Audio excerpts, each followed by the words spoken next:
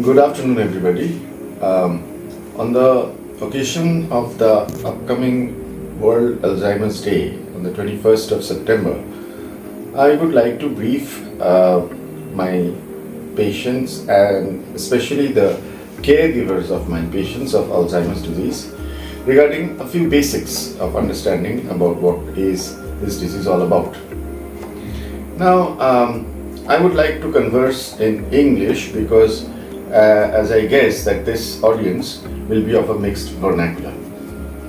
Now, as regards the common question of which I face in my office practice regularly is that doctor, I have noticed that I tend to forget a few basic things of my daily life. For example, where I keep my keys, or for example, what about a known familiar face which I can't recall the name of the person, etc. Now, you see, first of all, the age is an important factor. All these questions are better entertained in an age group of 60 or above, 65 or above, to be more specific. Of course, there are exceptions between 45 to 65. I will not touch on those lines. I will just go along the common things which we come across. So now, let's first discuss that what is this forgetfulness all about.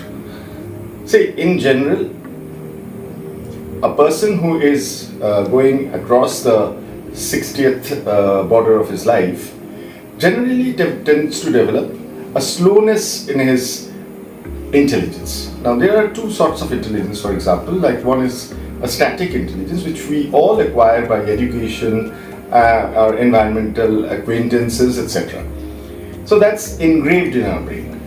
Now, when we use that intelligence, for example, all of us might be knowing that 500 rupees minus 100 rupees is 400 rupees. So when we go to the market, when we buy something for 100 rupees, we need to take back 400 rupees. Now, this is something which is known as fluid intelligence. So going to the market, doing the exactly same activity of mental arithmetic in public, that is fluid intelligence, and that process can slow down after the 6th decade of life. That is not something which is a disease.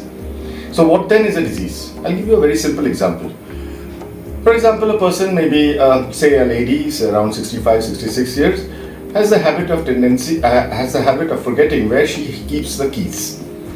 Every day she misses it. Her husband finds the keys, or our kids find the keys from not so an unusual place. For example, the keys may be here. Say, for example, here in on the back of the wall, there may be a sort of a hook or something where I put it, but I then find it's not on this wall, it's probably on that wall, or probably in a drawer here. It is very rare to find that the key is discovered from the vegetable box of the refrigerator. That is something unusual. So is something like that happening? So what is dementia? Dementia in broad terms means a disease of forgetfulness. By definition, our brain has certain cognitive functions, of which memory is one of the most important ones. There are other cognitive functions, for example, executive functions, how we will decide on a particular task, whatever profession it is. For example, in my profession, how to decide about a particular medicine, etc. Then there is something known as praxis. Praxis means a particular motor act. For example, if I smoke, I have to light a cigarette. I need to take out my matches from my pocket. I need to light it, etc. This is a whole motor act. Now, this act may be clumsy. Instead of putting the cigarette on the butt side in the lips, I put the other way around, and sort of I light the other way around. So that is something which is wrong with the praxis. So this is another element of cognition. Then gnosis. Gnosis means that sometimes you see a lot of things in front of you, but you make out that whether this is an animal or this is a human being or this is a calendar or something like that. So for example, if I see a calendar, what do I see? I see a photograph on the center, and I see those dates below. Now, whenever I ask you, what do you see in the calendar, you will say that, oh, it's a nice scenery over there with a date of say 25th August or something like that. If there is a breakdown, this person will either see only the picture or will only see the date. Can't see the whole thing simultaneously, which is known as simultagnosia. So and a patient of dementia in the extreme end may find that he's standing in front of the mirror, can't identify himself. That is called prosopagnosia. So there are like this, it goes on and on. So for example, language is a very important function of the brain, which is so specific for human brains. There are hardly any other animal, maybe one or two, who can have language. Their speech is there in all animals. A dog can bark, a tiger can howl, but a human being speaks out. That language formation happens inside the brain, all along the process of which the child starts learning language, starts learning words right from the age of say about 18 months. So memory impairment, along with one of all these things which I told you, like praxis or executive function or language or whatsoever. So two things have to be involved. Number one, memory has to be involved. Number two things, one extra thing out of cognition has to be involved. Number three, this person must have had a normal functioning of the brain in past. It cannot be, say, a mentally disabled child who is complaining of a deterioration of memory. That is not dementia. And the number four is the most important thing, is that these are all to that extent that the person's activities of daily living is hampered. So this term is very important, ADL, activities of daily living. So you get up from the bed, you decide to go to the bathroom, and then you clean up yourself, you come back, you go to your school or college or your office, etc. These are activities of daily living. You eat your lunch or things like that. And you eat by a spoon or a fork and spoon. You take out the bones from your fish. These are instrumental activities of daily living. So ADL and IADL. So these are the two which have to be impaired in the sense that the patient needs support from some caregiver at home. So again, just a quick revision, that the person will have difficulty in memory, along with that another element of cognition in a previously healthy person, to the extent that is activities of daily. So all this together means that the person is suffering from dementia, and we can measure that with certain examinations in the office itself. And this sort of forgetfulness or this type of disease, when we stamp it as a dementia, they have several types. So for example, there are primary dementias like Alzheimer's disease being the commonest, and there is Pick's disease, there is dementia with Lewy bodies, and so on and so forth.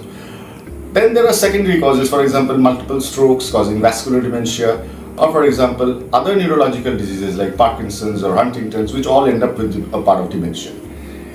So one has to find out. Then other with, say, for example, HIV disease, infectious disease, say, for example, B12 deficiencies.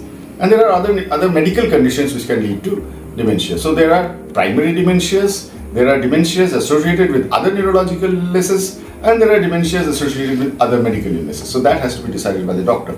So any correctable forms which comes in the secondary, say for example a surgical issue can be there, like subdural hemorrhage or whatever. So that has to be sorted out, because that can be treated, that can be cured. But primary dementias, all said and done, mostly are incurable diseases, but they are treatable diseases. For example, as your diabetes or as your hypertension goes on, you take medicine, it gets controlled. Similarly, there are things which get controlled with time, over a period of time, with certain treatments. So now they're giving you this basic understanding that what is Alzheimer's. So Alzheimer's is a commonest type of primary dementia. Now, by this time you must be having an idea what dementia is, then what primary dementia is, and specifically what Alzheimer's is.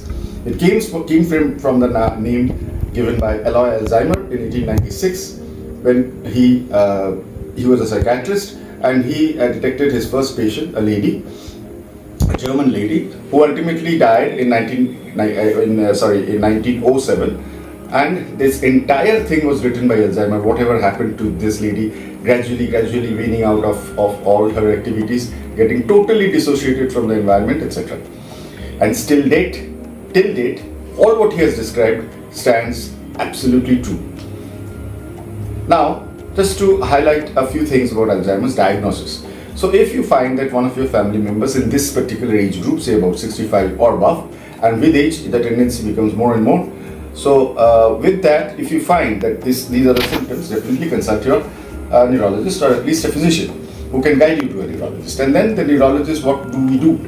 The most important thing is to discuss with the patient about few things, about laid down protocols which we have, which is known as neuropsychometric batteries, and those batteries will ultimately give you the score of what the patient or where the patient stands. First of all, whether the patient has dementia, what type, and to what extent. So neuropsychometric assessment is the basic and most important step of diagnosis. All other things are to rule out the secondary cause. For example, you get a scan of the imaging of the brain, which can be a PET scan, functional scan, MRI or whatever, and then certain blood tests and etc., all to see whether this is a curable condition or not. Coming to that, all said and done, we now land up with a disease of Alzheimer's in front of us, the patient of Alzheimer's. So the basic important things are just to highlight a few things which should be known to the family. And this patient will gradually deteriorate. There is no treatment right now in the world which can stop this deterioration, but it can slow down the deterioration. All medicines available in the market are meant for that. Now in these medicines we have different types of medicines with their own specific side effects, etc. And with the advancement of the disease, we change over from one medicine to another. So that about the medications. Most important thing I would highlight today is that these caregivers, it's not very easy to live with the patient of Alzheimer's. So what we find is that the psychology of these caregivers gradually change, even if the person is the next of kin. And over a period of time, we develop separate group of patients altogether, which is known as caregiver depression in a case of Alzheimer's family. So that has to be taken care of also. The attendant who is attending the patient must be a trained dementia nurse specifically, but of course economically, financially, it's not always possible or viable to have such. But the person has to at least be trained by a psychiatric social worker. That is a particular important position of a particular person in the Alzheimer's treating group. The psychiatric social worker point is very important. The person goes to the patient's house, sees his framework, trains his attendants and all. The patient needs to have a power of attorney given to either his son or daughter or whosoever the next of kin, because the person's legal bindings will now come across. And remember that this Alzheimer's disease at the end will land up with severe psychiatric problems.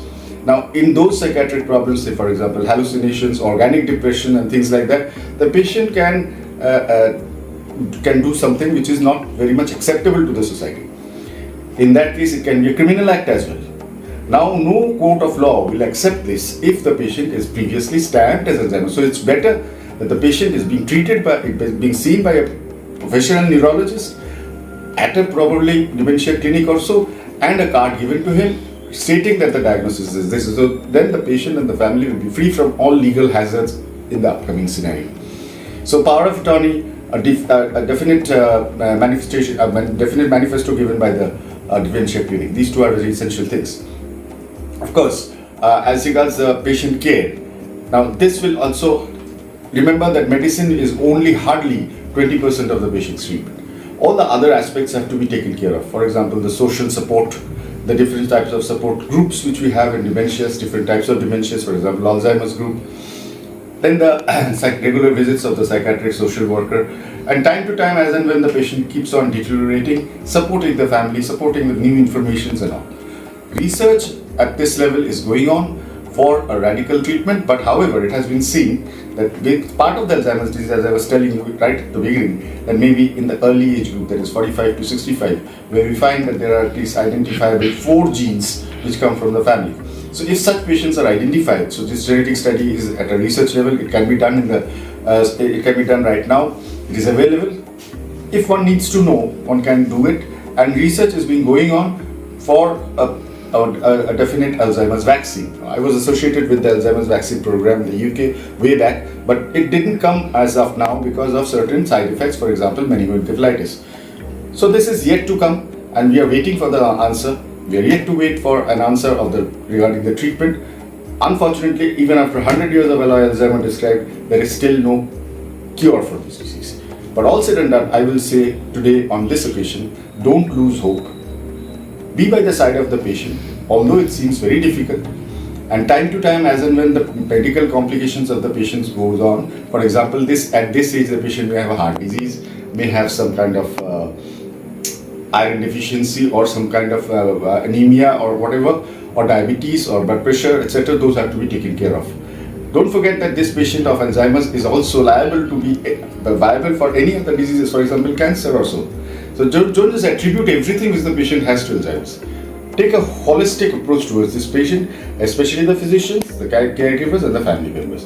I wish all my patients and the caregivers a real good boost morally, and I would like to say that don't give up hope. It's difficult, but it's not impossible to live with a patient of Alzheimer's. And in the upcoming years, we really hope that our scientists, our researchers will come up with a solution for it. Wish you all the best on this occasion and take care. Thank you.